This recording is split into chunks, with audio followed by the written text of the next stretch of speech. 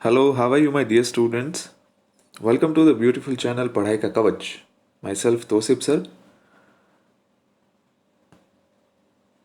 Student, as you know, in our previous lecture, we have completed unit number 9, which is about laws of motion, in which we have discussed two Newton's law of motion. The third law of motion is not in your syllabus for current year. And then after today, we are going to start chapter number 3, atoms and molecules.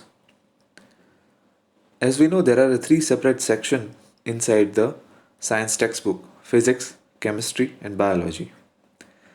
Among them, today I will teach you the chemistry section, chapter number 3, atoms and molecules. ये theory जो students है, खास करके आपके standard 10th के लिए सबसे बड़ा बेस है. 10th की केमिस्ट्री को समझने के लिए आपको 9th की जो ये केमिस्ट्री है, चैप्टर नंबर 1 से लेके 4 तक बहुत अच्छी तरीके से पढ़नी है इसे. Because if you don't understand this particularly 2 chapters, 3rd and 4th, पहले 2 चैप्टर्स तो ठीक है, it will primarily clear your basics, but this 3rd and 4th chapter is having a very much importance for your 10th standard chemistry. So please focus in this. Okay, and let us start.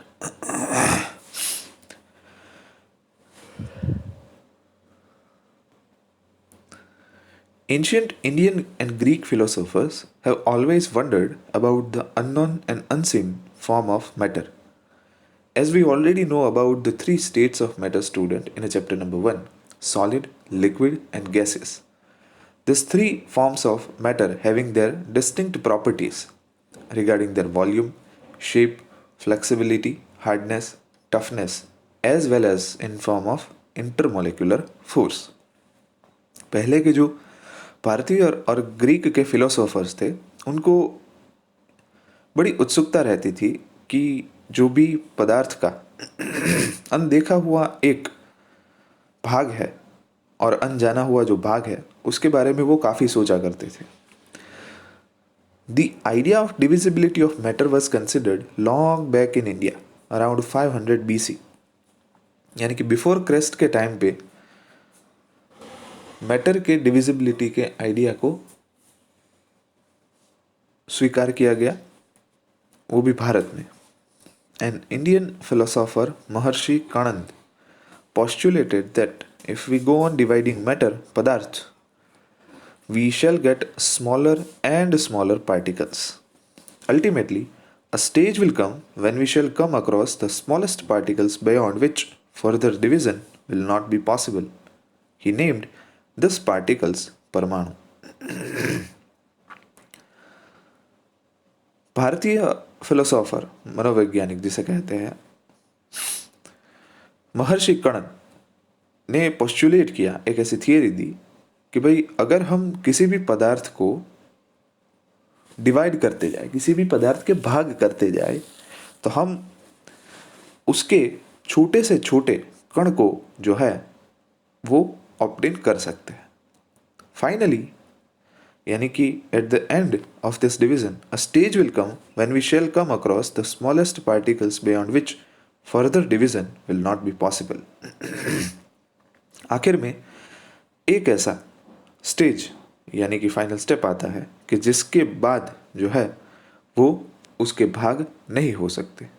He named this particles परमाणु. उन्होंने इस particles को नाम दिया परमाणु.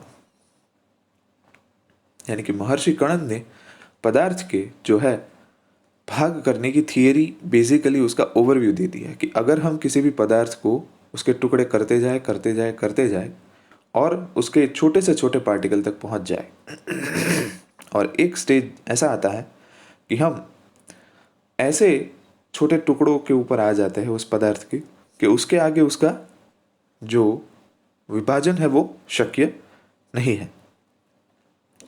उन्होंने ऐसे particles को नाम दिया परमाणु. Another Indian philosopher Pakuda Katyama elaborated this doctrine and said that these particles normally exist in combined form, which gives us various forms of matter. और एक जो इंडियन फिलोसोफर थे पाकुदा कात्यायमा करके, जिन्होंने ऐसा कहा कि ये जो पार्टिकल्स है वो कंबाइंड फॉर्म में यानी कि एक दूसरे के साथ जुड़े हुए फॉर्म में एग्जिस्ट करते हैं, कि जो हमें पदार्थ के अलग अलग स्वरूप जो है वो देते हैं.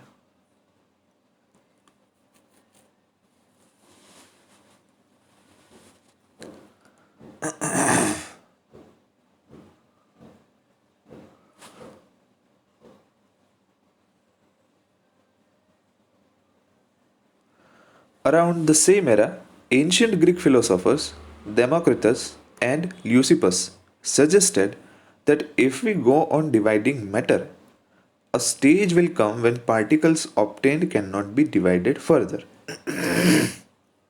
उसी समय में ग्रीक फिलोसोफर्स जो थे डेमोक्रिटस एंड लूसिपस, उन्होंने ऐसी सलाह दी कि अगर हम पदार्थ का विभाजन करते जाए तो एक स्टेज ऐसा आता है कि जिसके बाद जो है वो पार्टिकल्स का विभाजन जो है वो नहीं हो सकता. Democritus called this indivisible particles atoms, meaning indivisible. Democritus जो थे उन्होंने इस पार्टिकल्स को नाम दिया एटम. एटम का मतलब होता है इनडिविजिबल यानी कि अविभाज्य, कि उसके बाद उसका विभाजन जो है वो नहीं हो सकता. द स्टूडेंट्स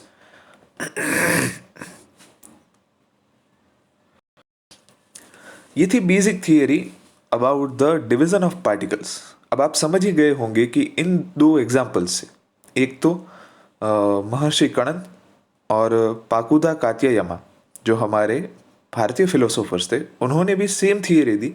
और ग्रीक फिलोसोफर्स जो थे डेमोक्रिटस एंड ल्यूसिपस, तो उन्होंने भी सेम तरीके की थियरी दी कि भाई अगर हम पदार्थ के जो कण है उसको विभाजित करते जाए तो विभाजित करते करते हम एक आखिरी ऐसे स्टेज के ऊपर पहुंचते हैं कि उसके बाद पदार्थ के जो पार्टिकल्स हैं, जो छोटे छोटे टुकड़े हैं, उसका विभाजन जो है उसके बाद नहीं हो सकता. And that division of particle was ended at that stage. So the last particle which is now indivisible is called as atoms. Atom का मतलब ही होता है indivisible, अविभाज्य. So all this was based on philosophical consideration and not much experimental work. To validate this, ideas could be done till the 18th century. अब ये तो बात हो गई 500 बिफोर क्राइस्ट की, कि जिसमें फिलोसोफर्स ने सिर्फ ऐसे सुझाव दिए थे, उसके पास कोई एक्सपेरिमेंटल वर्क यानी कि प्रायोगिक तौर पे जो कार्य है वो नहीं था. जो भी प्रायोगिक कार्य है वो उनके पास नहीं था. सिर्फ उन्होंने ऐसा कहा था कि भाई मैटर को अगर आप डिवीजन करते जाओ तो उसके बाद एक ऐसा स्टेज आता है, without any experimental proof. And we know without any experimental data we cannot accept the single truth which is based on the theories. Okay, so ये आइडिया जो है वो अनडिस्कवर्ड रहे 18th सेंचुरी तक, यानी कि 18वीं सदी तक. By the end of 18th century, scientists recognized the difference between elements and compounds and naturally became interested in finding out how and why elements combine and what happens when they combine. 18वीं सदी जो थी उसके अंत तक scientist ने ये एक चीज़ खोज निकाली थी कि भाई एलिमेंट्स और कंपाउंड, इन दोनों के बीच में भेद क्या है. और कुदरती तौर से वो आकर्षित हुए कि किस तरीके से, हाउ एंड वाई, और क्यों, किस तरीके से और कैसे एलिमेंट्स एक दूसरे के साथ कंबाइन होते हैं और क्या होता है जब वो एक दूसरे के साथ कंबाइन होते हैं, मीन्स जुड़ते हैं. ठीक है. So scientist at the and of 18th century recognized that the matter is existing in two forms, in an elemental form and in a combined form. And after that, they are very much interested about that how and why the elements are combined with each other and what happens when they combine. Okay. उसके बाद है Antoine L Lavoisier laid the foundation of chemical sciences by establishing two important laws of chemical combination. Antoine Lavoisier करके थे, उन्होंने एक scientist थे कि जिन्होंने केमिकल साइंस का बेस डाला। उनके दो महत्वपूर्ण जो नियम थे केमिकल कॉम्बिनेशन से वो देके। तो आइए चलिए पढ़ते हैं laws of chemical combination. The following two laws of chemical combination were established after much experimentations by Lavoisier and Joseph L. Proust. पहला लॉ जो दिया गया वो था law of conservation of mass. तो उसमें हमें पूछा गया है कि is there a change in mass when a chemical change takes place? क्या केमिकल चेंज जब कभी भी होता है तो मास के अंदर, मैटर के मास के अंदर बदलाव आता है? और स्पेसिफिक कहे तो केमिकल रिएक्शन जब होता है, ये तो थोड़ा एडवांस टर्म हो गया आपके लिए chemical reaction, but up to 9th standard we will only consider the chemical change. So you have studied about this term in your 7th standard, chemical change and physical change.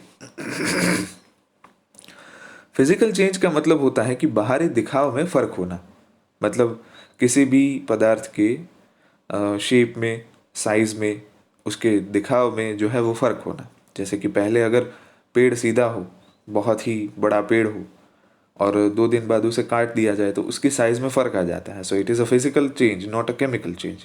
But अगर आप दूध को रात को ऐसे ही छोड़ देते हो, मतलब रात को हमने दूध लिया और उसे ऐसे ही छोड़ दिया बिना कुछ ढके, बिना गर्म किए, ऐसे ही एटमॉस्फेयर में छोड़ दिया, समर की सीज़न है, तो सुबह जब हम देखते हैं तो दूध बिगड़ गया होता है। सो एक्चुअली केमिकल चेंज के अंदर क्या होता है कि पूरा का पूरा सब्सटेंस चेंज हो जाता है। मतलब उसका जो स्ट्रक्चर होता है, पहले वो दूध था, वो दही बन गया है। ठीक है। इस घटना को कहते हैं कि दूध बिगड़ गया है। तो दूध बिगड़ने का मतलब क्या है कि जो पहले the milk particles are there inside the vessel will not so more a milk, वो कन्वर्ट हो जाते हैं कर्ड पार्टिकल्स के अंदर। So entire structure of the substance is changed, is called the chemical change. इसके बारे में विशेष तौर से 10th स्टैंडर्ड के पहले चैप्टर में पढ़ेंगे हम। What is the difference between physical change and the chemical change. Okay, चलिए।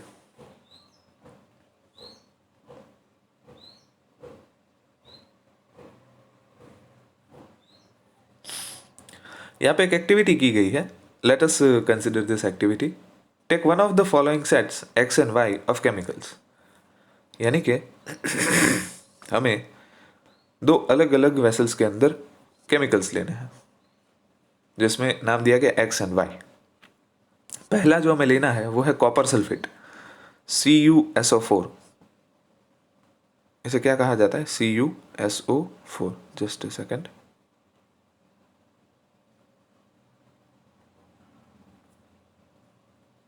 ये क्या हुआ? जस्ट अ सेकेंड ना स्टूडेंट। हाँ ठीक है, चलो। यहाँ पे कॉपर सल्फेट का सॉल्यूशन 1.25 ग्राम लिया जाता है और सोडियम कार्बोनेट Na2CO3। बस दिक्कत, Na2CO3 जो है वो 1.43 ग्राम लिया जाता है। इस तरीके से 2 अलग अलग और लिए गए हैं यहाँ पे सब्सटेंस। और दूसरा स्टेप कहा गया है कि prepare separately a 5% solution of any one pair of substances listed under X and Y each in 10 millilitre in water. यानी कि 10 मिलीलीटर वाटर में अप्रॉक्सीमेट 5% जो है वो सोल्यूशन बनाए दिए गए जोड़ का, मतलब यहाँ पे ऊपर 3 जोड़ दी गई हमें, copper sulphate, sodium carbonate, barium chloride, sodium sulphate, lead nitrate and sodium chloride. ठीक है।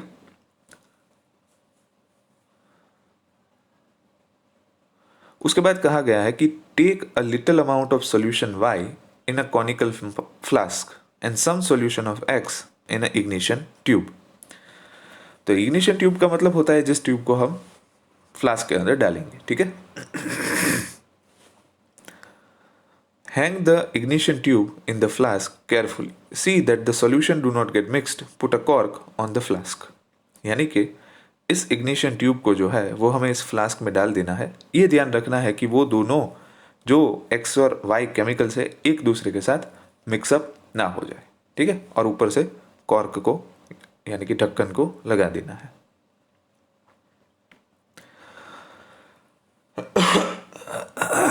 उसके बाद हमें फ्लास्क का जो है वो वेट करना है कि कितना उसका वजन होता है। ठीक है। Now tilt and swirl the flask so that the solution of X and Y get mixed. अब क्या करना है, हमने X और Y को मिक्स क्यों नहीं किया था, क्योंकि हमें उन दोनों का वजन नापना था। उसके बाद हम क्या करते हैं, केमिकल चेंज या तो केमिकल रिएक्शन करवाते हैं। कैसे? X और Y दोनों केमिकल्स को एक दूसरे में मिक्स करके। Okay. So after thoroughly mix the mixture, weight again, उसका वापस वजन नापो। What happens in the reaction in the flask? Do you think that the chemical reaction has taken place? Why should we put a cork on the mouth of the flask? Does the mass of the flask and its content change? क्या ऐसे ऐसे question पूछ के आप जो है वो answer दे सकते हो? हम एक काम करेंगे, इन सभी क्वेश्चंस का आंसर जो है वो नेक्स्ट लेक्चर के अंदर मैं आपको बताऊंगा कि भाई फ्लास्क के अंदर रिएक्शन होता है या नहीं होता। Do we think that a chemical reaction has takes place? क्या केमिकल रिएक्शन जो है वो इन दोनों के बीच में होता है, कोई भी एक पैर के बीच में होता है या नहीं होता? Why should we put a cork on the mouth of the flask? हमें फ्लास्क के माउथ के ऊपर कॉर्क यानी कि ढक्कन क्यों प्लेस करना चाहिए? और उसके बाद does the mass of the flask and it's content change? क्या फ्लास्क के अंदर रहा मास और उसके कंटेंट जो है वो चेंज होते हैं या नहीं होते? ठीक है। तो इन सारे क्वेश्चंस के आंसर जो है वे मैं आपको नेक्स्ट लेक्चर के अंदर दूंगा। ठीक है। चलो, तो ये था लॉ ऑफ कंजर्वेशन ऑफ मास। इसका जो कंक्लूजन है वो आपको नेक्स्ट लेक्चर में जानने को मिलेगा। Try to answer this question by yourself. अगर आपके पास ये केमिकल्स है तो आप उसे एक्सपेरिमेंट भी कर सकते हो और खुद से भी जवाब लगा सकते हो कि भाई क्या इस तरीके से कुछ मास्क में फ़र्क आता है या तो फिर केमिकल रिएक्शन होता है या नहीं होता। ठीक है। So this was the first law of chemical combination law of chemical combination in which law of conservation of mass we are studying। उसके बाद हम पढ़ेंगे लॉ ऑफ कांस्टेंट प्रपोर्शंस। ये शायद लॉ जो है वो आपके सिलेबस में से निकाल दिया गया है, तो इस लॉ को हम नहीं पढ़ेंगे। Okay. So later on we will discuss it. Till this time we will limited our content up to the law of chemical combination और उसमें कंजर्वेशन ऑफ मास, इतना रखते हैं। ठीक है। चलिए, तो मिलते हैं नेक्स्ट लेक्चर के अंदर। तब तक स्टे ब्लेस्ड, स्टे हैप्पी और पढ़ते रहिएगा। खास सभी स्टूडेंट्स से एक रिक्वेस्ट है, जो स्टूडेंट्स वीडियो नहीं देख रहे हैं उनसे, कि 10th की केमिस्ट्री के लिए 1 to 4 chapters of 9th standard chemistry is very very very important. If you not learn the 4 chapters of 9th standard, then you will not have a single % of idea in the 10th standard chemistry, because this is the true base for the 10th standard chemistry. Please keep in mind, please learn this videos, at least आप chemistry के videos मत miss करिएगा, क्योंकि chemistry के video के लिए जो है आपको वीडियोस तो प्रेजेंट ही रहेंगे, लेकिन अगर कोई डाउट है तो मैं भी समझा पाऊँगा। ठीक है। So for the 10th standard You need to clear your ninth standard chemistry thoroughly and effectively. Thank you.